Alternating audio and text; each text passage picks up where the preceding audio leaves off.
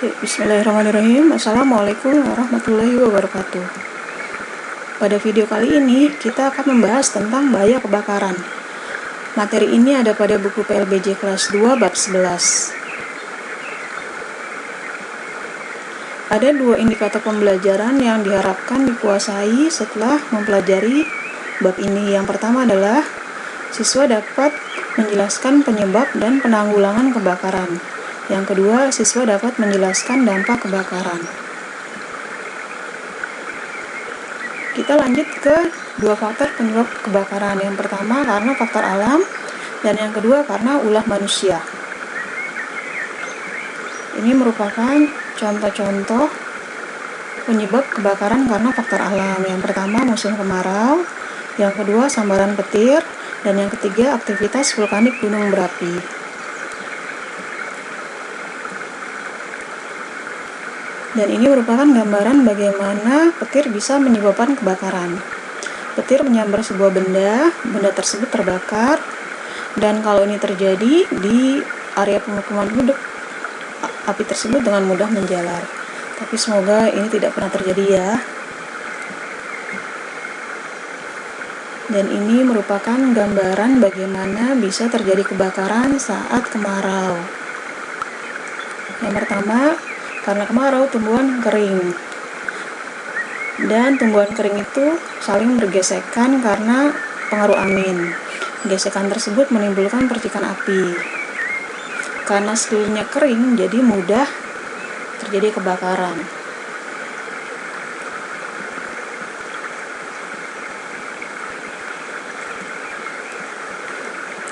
Selanjutnya, ini merupakan kebakaran karena ulah manusia. Apa saja? Yang pertama karena listrik, terjadi korslet.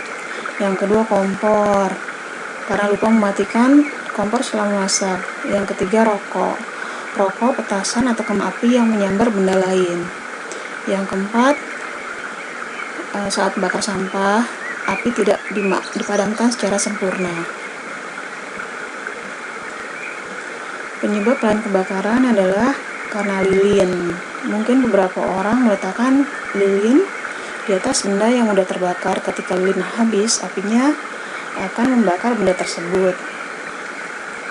Selanjutnya ada anak-anak bermain api dan lalai, atau lalai saat memasak atau menyetrika, dan juga korslet. Selanjutnya kita akan membahas cara menanggulangi kebakaran. Bagaimana ya? Nah, ini langkah-langkahnya.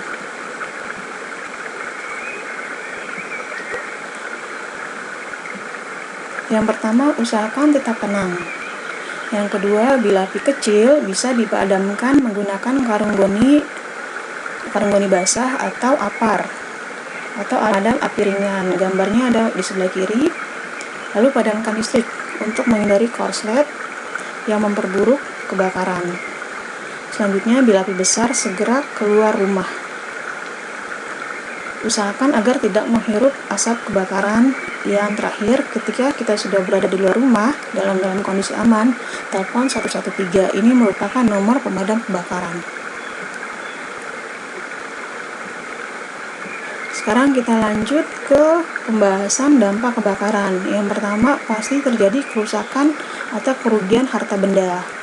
Yang kedua, mungkin ada korban jiwa, bisa ada yang meninggal atau korban kebakaran. Lalu terjadi gangguan pernafasan karena banyaknya karbon dioksida yang terhirup. Lingkungan pasti rusak, dan kehilangan pekerjaan kalau kebakaran tersebut terjadi pada tempat usaha. Nah, setelah memperhatikan penjelasan tersebut, ada uji pemahaman yang perlu dilakukan.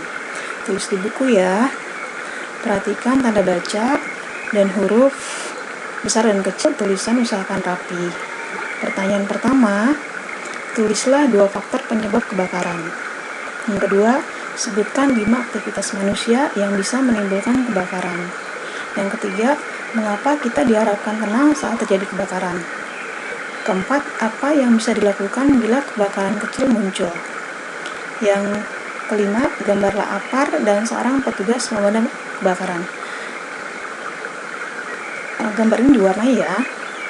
Dan yang terakhir, sebutkan dampak terjadinya kebakaran. Itu saja, semoga mudah dipahami. Terima kasih. Alhamdulillahirrabbilalamin. Assalamualaikum warahmatullahi wabarakatuh.